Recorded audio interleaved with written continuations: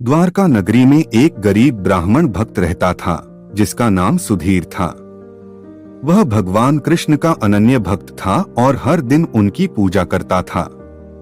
लेकिन उसकी गरीबी इतनी बढ़ गई कि घर में खाने के भी लाले पड़ गए।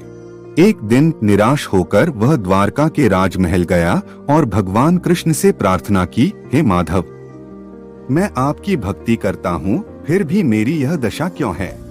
भगवान कृष्ण मुस्कुराए और बोले, सुधीर, तुम कल सुबह नगर के बाहर जाने वाले पहले व्यक्ति से कुछ सीखना। सुधीर ने वैसा ही किया। सुबह वह नगर के द्वार पर खड़ा हो गया। सबसे पहले एक व्यापारी वहां से निकला। उसने देखा कि व्यापारी जल्दी में था और उसके पास ढेर सारा धन था, फिर भी वह असंतुष्ट लग रहा था। इसके बाद एक संत वहां से गुजरे। उनके पास कुछ भी नहीं था, फिर भी वे प्रसन्नचित्त थे।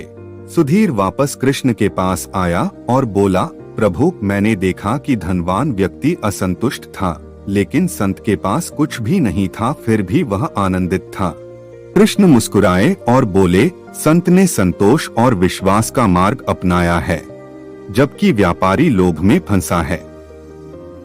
सुख बाहरी वस्तुओं से नहीं, बल्कि अपने मन की स्थिति से आता है। सुधीर को अपनी भूल समझ आ गई।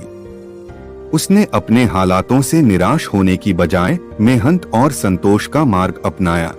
धीरे धीरे उसका जीवन संवर गया और वह सच्चे आनंद को प्राप्त कर सका। शिक्षा, सच्चा सुख बाहरी वस्तुओं में नहीं, बल्कि मन की संतुष्टि और विश्वास